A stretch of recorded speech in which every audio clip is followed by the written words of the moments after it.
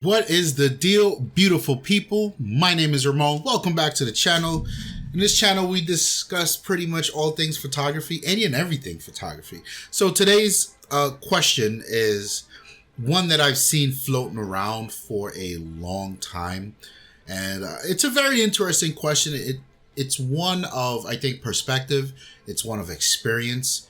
And it's one that can create a very misleading conversation.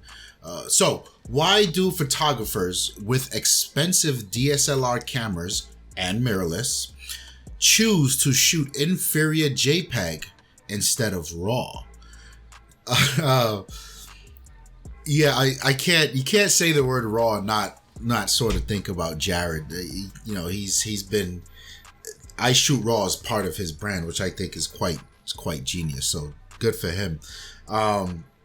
But there's a ton of valid reasons why, and I think some of them may shock you if you're not in the know.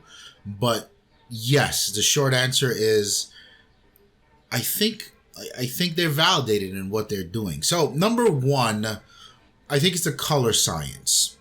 If you look at let's say Fuji, I think Fuji is probably one of the better examples of this. The color science that's baked into Fuji's JPEGs they're amazing, especially when you throw on top their secret sauce of the film simulation modes. They put a ton of work into that, and then even the fact that you can go into then those film simulation modes and edit and tweak even more. The JPEGs that come out of the camera are amazing, especially if you so choose to take the time to customize those film simulations even further. And I quite like the JPEGs that come out of my Olympus. I think they're very spot on, very pleasing colors. I know Canon is a hot topic in this world when you talk about color science, and the look you get from the portraits from a Canon camera people quite prefer. So yeah, the color science, that special sauce is more so in the JPEG than it is the RAW. So the RAW is, and I'm not saying it doesn't exist in the RAW, yes, because those camera profiles do, but the RAW is pretty much just a bland set of data, and then you now need to come in and develop your own secret sauce. So I think embracing the JPEGs is a really good method to just getting an amazing looking image. And there are a few things that goes behind that. One, you need to know that you're not shooting to edit in post. And what I mean by that is if you're shooting to edit in post, because you're using RAW, you got all that data, right? You may do things like over or underexpose your image, or you may be able to completely save an image where the exposure was off. But if you plan to take advantage of color science in JPEG, you need to understand that you have to nail that exposure as best you can in the camera. And you can do some tweaks here and there in post in a JPEG, but you can't push it nearly as far as a RAW. So that's something to know, and that's something I've been trying in the last year or so with my Fuji. A lot of the portraits I've been shooting with that Fuji, my X-T2, and the kit lens, by the way, have been amazing looking. I haven't done anything to them. In fact, when I get the JPEGs in Lightroom, the only thing I'll probably do is create a slight vignette to draw the focus to the subject. And I'll probably crush the blacks a little, not much. So yeah, I think shooting the JPEGs, and I do both. If I'm doing professional work, I'll sort of stick to the RAW, because I need that safety net that I can save an image that's just the exposure is off for whatever reason. But in this particular conversation of color science, I think shooting the JPEG has some validity. Then you're talking about a workload.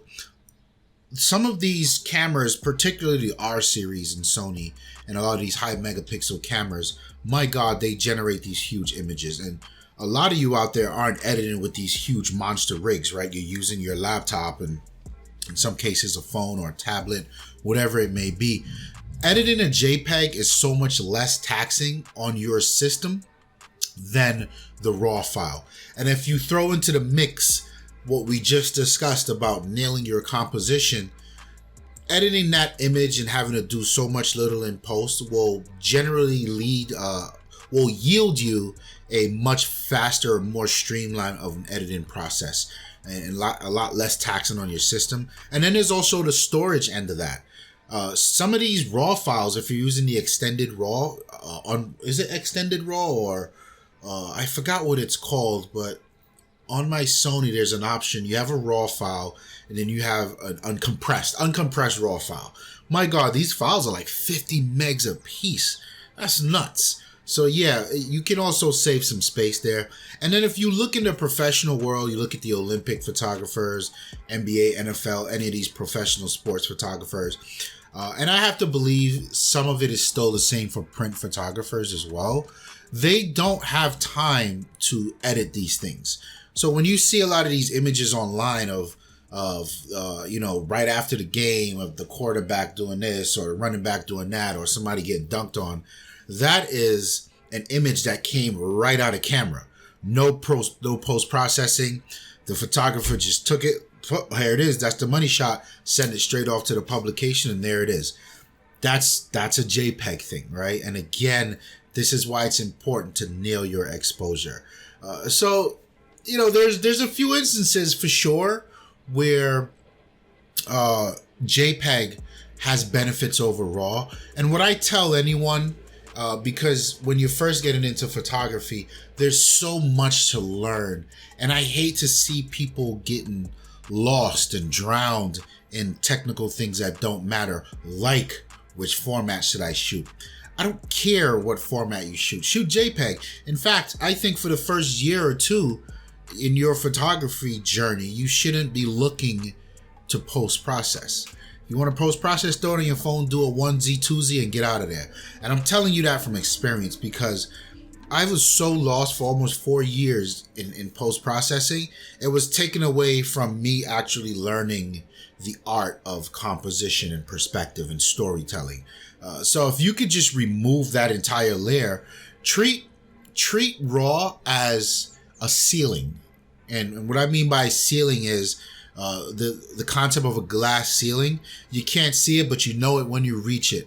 If for some reason there's something particular that you're doing and you find that you're not able to get it in camera, then perhaps then is the moment when you say, let me see if I can achieve my creative result in post.